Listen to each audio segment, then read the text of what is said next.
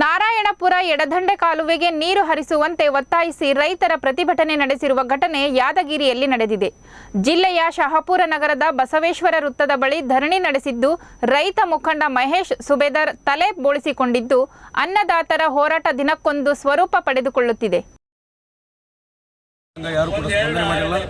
ಡ್ಯಾಮ್ನಲ್ಲಿ ಸುಮಾರು 77.2 TMC ನೀರಿದ್ರೂ ಕೂಡ ಒಂದು ತಪ್ಪು ಲೆಕ್ಕ ಕೊಟ್ಟಂಥ ಅಧಿಕಾರಿಗಳಿಗೆ ಮತ್ತು ಈಗ ಎಲ್ಲ 4 ಜನ ಶಾಸಕರಿಗೆ ಕೂಡ ನಾವು ನಾಳೆ ಅವ್ರ ಮನೆಗೆ ಮುತ್ತಿಗೆ ಹಾಕುವಂಥ ಕೆಲಸವಿದೆ.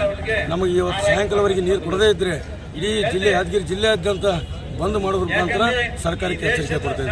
ಇಲಾಖೆ ಮಾಹಿತಿ ಪ್ರಕಾರ 14,000 ಎಕರೆ ಅಂತ ಕೊಟ್ಟಿದ್ದಾರೆ ತೋಟಗಾರಿಕೆ ಇಲಾಖೆ. ನಾವು ರೈತರು ಸಮೀಕ್ಷೆ ಮಾಡಿದಂಥ ಮುಖಂಡ ಸಮೀಕ್ಷೆ ಮಾಡಿದ ಪ್ರಕಾರ 20 ರಿಂದ 25,000 ಎಕರೆ ಯಾದಗಿರಿ ಜಿಲ್ಲೆಯಲ್ಲಿ ಮೆಣಸಿನಕಾಯಿ ಬೆಳೆ ಇದೆ. ಈಗಾಗಲೇ ನಾವು 1.5 ಲಕ್ಷ ಒಂದು ಎಕರೆ ಖರ್ಚು ಮಾಡಿದ್ದೀವಿ.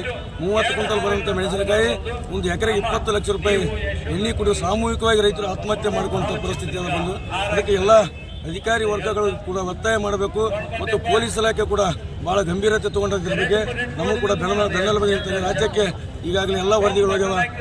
ಸಾಯಂಕಾಲವರೆಗೆ ನಮಗೆ ಏನಾದರೂ ವಿಷಯ ಸುದ್ದಿ ಬರಲಿಲ್ಲ, ಸಿಹಿ ಸುದ್ದಿ ಅಂದರೆ ನಾಳೆ ಇದೇ ರೀತಿ ಇದೇ ಸರ್ಕಲ್ನಲ್ಲಿ ಕೂಡ ಹೋರಾಟ ಮುಂದುವರಿತಿದೆ ಮತ್ತು ಇಡೀ ಜಿಲ್ಲೆ ಯಾದಗಿರಿ ನಮ್ಮ ಸಂಘಟನೆ ಎಲ್ಲ ತಾಲೂಕುಗಳನ್ನು ಬಂದ್ ಮಾಡುವಂಥ ಎಚ್ಚರಿಕೆಯನ್ನು ಸರ್ಕಾರಕ್ಕೆ ಕೊಡುತ್ತೆ.